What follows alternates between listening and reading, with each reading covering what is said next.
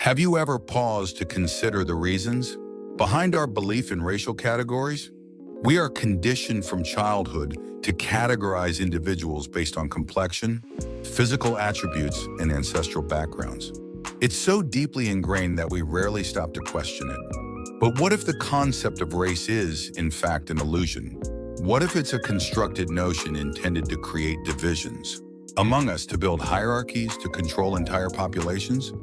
In this discussion, we will explore this concept in detail, drawing insights from prominent intellectuals such as Kwame Appiah and Franz Boas. The commonly understood approach to anti-racism is insufficient, it's only scratching the surface. A more substantial and profound struggle exists, the effort to deconstruct the very foundation of race as a concept. Are you prepared to challenge the beliefs that have been instilled in you since you were a child? Imagine traveling back to the 1700s, a period marked by significant European colonial growth.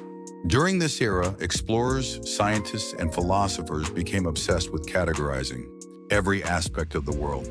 Individuals like Carl Linnaeus in 1735 and Johann Blumenbach in 1775 began to separate humankind into distinct races, using superficial characteristics like complexion and cranial structure. But their actions went further than simple classification. They linked ethical and cognitive traits to these racial groups. Predictably, Europeans were consistently ranked as the superior race. Consider this: they concluded that a person's intelligence, ethics, or supposed savagery was dictated by their complexion.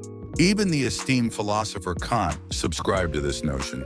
In his anthropology lectures, he categorized individuals of non-European descent as intellectually and morally lacking. These concepts laid the groundwork to rationalize terrible acts, including enslavement, the conquering of nations, and mass exterminations. Have you ever pondered how such a random concept resulted in such widespread pain? The concept of race became a tool of oppression. During the transatlantic slave trade, millions of African individuals were enslaved, based on the European conviction of their inherent inferiority. Historian David Bryan Davis explains that race became the ideal rationalization for stripping individuals of their humanity and transforming them into objects of commerce. A similar phenomenon occurred during the era of colonization, where the characterization of indigenous populations in the Americas as uncivilized and incapable of self-rule provided a pretext for the annihilation of entire civilizations. Consider the parallels with contemporary society. Aren't current disparities, such as those in medical access, schooling, or law, enforcement reflective of those outdated concepts? The notion of race was fabricated to generate separations, establishing a hierarchy that continues to affect us, often in subtle ways. The situation worsens considerably. During the 1800s, Houston, Stuart Chamberlain authored The Foundations of the 19th Century, advocating for the concept of Aryan superiority. One can only imagine who found motivation in this work: Adolf Hitler. Chamberlain's racial hypotheses were employed as a rationale for the Nazi mass murder, an event that led to the deaths of millions. The notion of race transcends mere philosophical discussion. It carries a legacy of violence and destruction. What would your life look like if you were judged for aspects you cannot change, like how you look or where you come from? The concept of race creates artificial divisions that fuel conflict, exclusion, and violence, perpetuating a cycle of tribalism and oppression. But what if race is simply a falsehood we've accepted as truth? These horrifying consequences show just how dangerous the idea of race can be. But what if we've been wrong about race all along? Let's hear from thinkers who challenge this concept entirely. Consider Kwame Appiah, a philosopher with Ghanaian and British roots, who revolutionized our understanding of racial concepts. In his 1992 publication, In My Father's House, he presents a groundbreaking argument: race is a construct, lacking any grounding in biological reality. Instead, it is merely a concept, devised to further specific political and economic goals. Appiah contends that race cannot fulfill the various roles we assign to it. What is implied by this? We depend on race as an explanatory tool for biology, culture, and identity, yet it fails to provide genuine explanations for any of them. The concept of race varies depending on geographical location. The definitions of white and black in Brazil differ from those in the United States. If race were a concrete reality, its meaning would not be so fluid, correct? Appiah takes this a step further, suggesting that even contemporary anti-racism efforts can be counterproductive. By challenging racism through the use of racial classifications, we inadvertently strengthen the notion of race itself. Can you imagine a different way to fight racism? One that doesn't rely on the very idea we're trying to dismantle? Let's turn our attention to Franz Boas, an influential anthropologist who drastically changed scientific understanding. In his 1911 publication, The Mind of Primitive Man, Boas demonstrated that characteristics, such as cranial dimension or complexion, are unrelated to cognitive ability or ethical behavior. These variations stem solely from environmental factors, not from inherent biological determinants. Boas pioneered the concept of cultural relativism, asserting that no culture holds superiority over any other, and any contrary conviction is simply bias. Boas aimed to liberate anthropology from its colonial entanglements.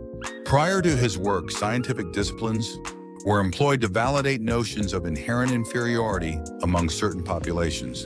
He revolutionized this approach, impacting numerous subsequent scholars, such as Zora Neale Hurston, who combated the concept of fixed racial characteristics.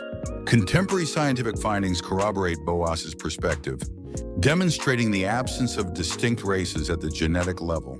Instead, human genetic diversity exhibits a gradual spectrum, defying rigid categorization. Given these findings, why does race persist? As a tool for human division?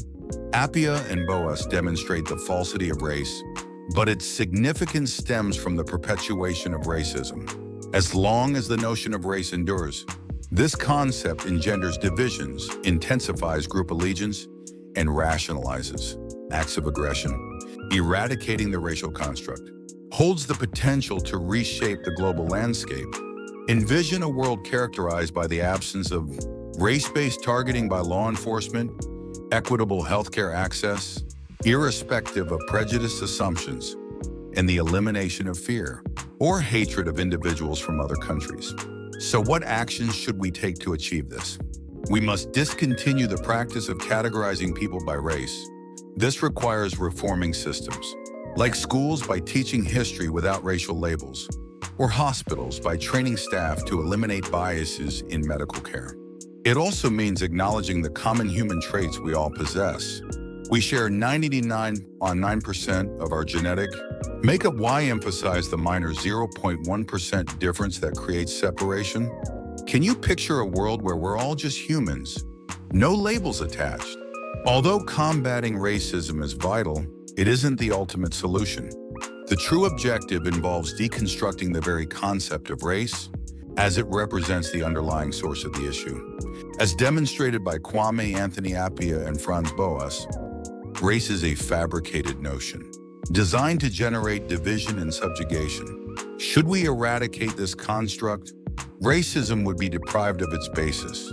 Envision a time ahead where racial classifications are non-existent, only people exist, linked through our common humanity. This is the world we have the ability to establish, though it necessitates the bravery to challenge all assumptions. Are you prepared to engage in this struggle? Share your thoughts in the comments if this video sparked reflection. Do you believe humanity could exist without the idea of race? Show your support by subscribing and become a part of The Absurd Truth community for further explorations of realities that question the world's inconsistencies.